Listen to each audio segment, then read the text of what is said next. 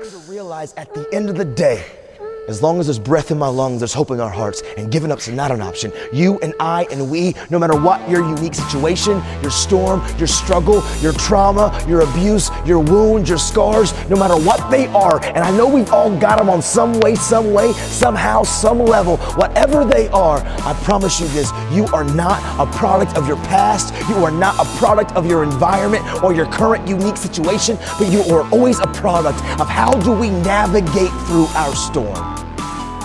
What we do is what we believe. And in that moment, instead of giving up, I literally wrote the words, change the world. Literally, I wrote these words, change the world, and I slapped them and I put them on the prison wall in my cell. And I began to realize something. First and foremost, the mask that I wore that was supposed to keep me safe, it was the very thing that held me hostage and paralyzed me. And I wore the mask and I tried to protect and I isolated and isolating and letting nobody in. It got me to a place of brokenness. And I decided in that moment, I was done wearing that stupid mask. I was done being afraid of showing people my scars, my hurts, my pains, my wounds. And yep, that's a fearful thing because I don't know what others are going to do with when I begin to talk and to communicate. But I realized what was going to happen if I continued to wear the mask, man.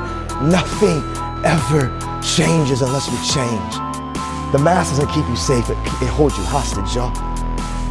But you know what I also had to realize? I was allowing things that I couldn't control to control me.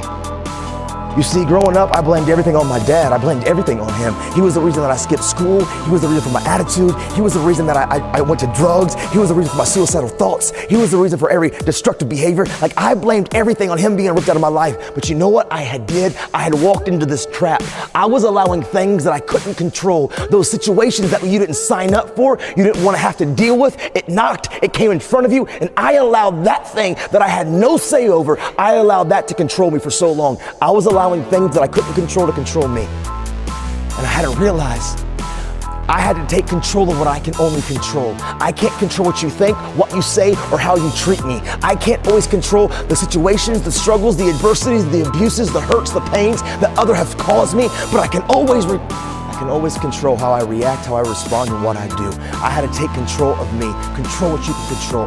And truthfully, the first thing that I had to do, which was the most difficult thing that I had to do, I had to realize the anger, the rage, the hurt, the frustration, the pain that I had towards my dad, I had to let it go. And I was scared to let it go because I had so much identity tied up in my wounds. But I had to learn I am more than my struggle. I am more than my wound. I have to let it go. Letting it go and forgiving him didn't justify it, didn't make it right for him. But if a family could forgive me for taking the life of their daughter, how could I continue to understand this, that the anger, the frustration, the madness, the pain that I had towards my dad, it was only poisoning me. And I had to let some things go. And that's a challenge. Because for so long, that pain, that wound, it really became like a safety net for me.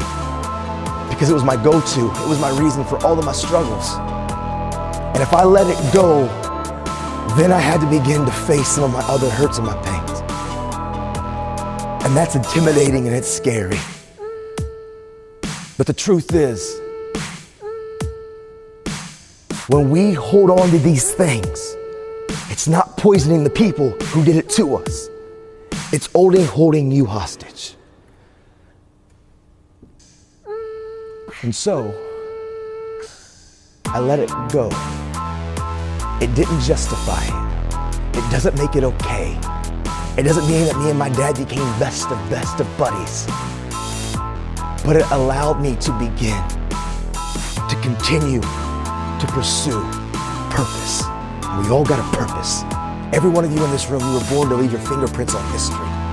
Every one of you in this room were born to not just exist, but to experience life. But until you let go of some of the things that you've allowed to define you for so long, you know why?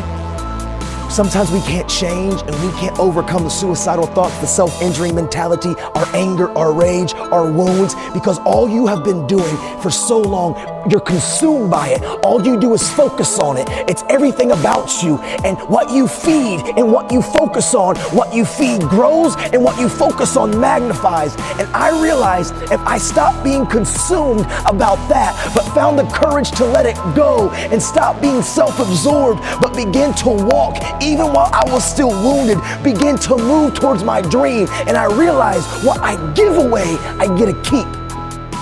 And I started looking to my friends, my peers, my community of other people with storms and struggles. And I began to recognize what gave me real worth, real passion. What helped me really overcome is this: giving.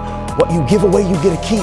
When I started having empathy towards my friends, being somebody that would listen, getting involved in other people's situations and helping them. Why does that help me? Because it took my eyes off my struggle and it put my eyes on beginning to help others. And when I helped others, it gave me real self-worth, real self-value. What you give away, you get to keep.